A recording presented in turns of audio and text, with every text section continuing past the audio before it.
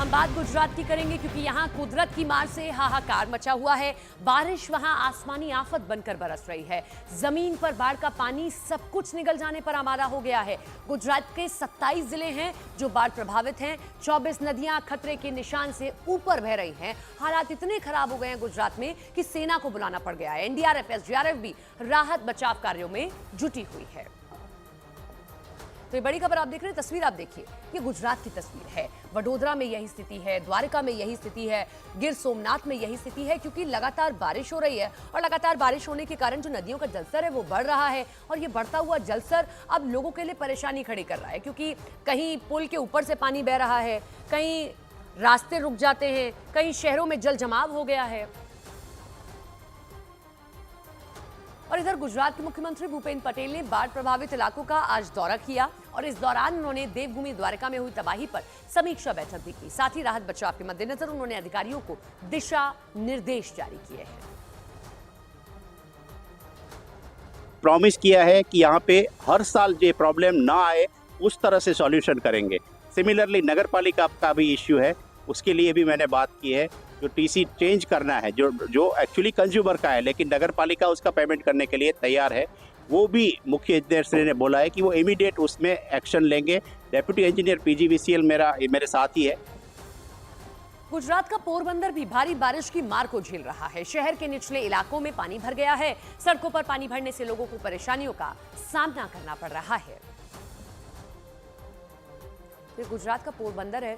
देखिए अब कैसे नदियों में, जैसा हमने पहले भी आपको बताया कि ज़्यादा जो है जल स्तर हो जाता है, उसके बाद ये पानी जो है शहरी इलाकों की तरफ बढ़ता है। और क्योंकि सीवेज की इतनी प्रॉब्लम है तो जो जल जमाव है वो हो जाता है। गुजरात के पोरबंदर में बाढ़ जैसे हालात बन गए, लोगों के घरों में बारिश का पानी भर गया और ये गंदा पानी है जो बीमारियां भी अब बुलावा दे रहा है, जिससे घरों में रखा सारा सामान खराब हो रहा है। तो पोरबंदर की तस्वीर आप देख लीजिए।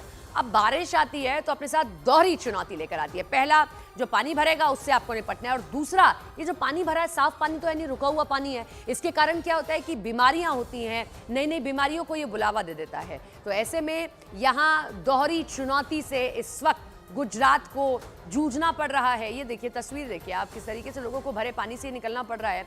घरों के अंदर जो निचला फ्लोर है पानी भर गया है और रहना पड़ रहा है तो ऊपरी फ्लोर पर।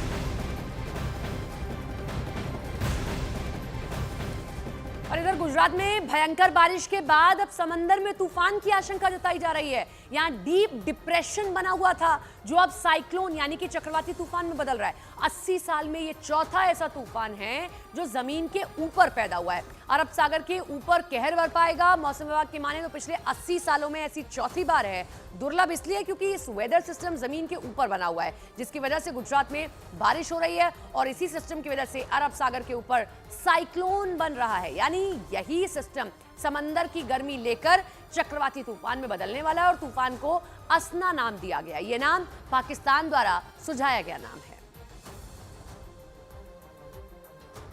साथ साथ में पुलिस द्वारा हर इलाके में जहाँ पे जो लोग विज़िट कर सकते हैं और जो उनकी सेफ्टी में इश्यूज़ हो सकते हैं, वहाँ पे पुलिस द्वारा बंदोबस्त रखा हुआ है। होमगार्ड, जीआरडी सभी का बंदोबस्त है वहाँ पे उन जगहों पे, ताकि कोई भी जो है जान माल का नुकसान नहीं हो। और अभी हम सभी लोगों को अपील कर रहे हैं कि लगभग जो है 1-2 दिन में स्थिति नॉर्मल हो, उसके बाद ही जो है लोग अपने घरों से बाहर निकलें।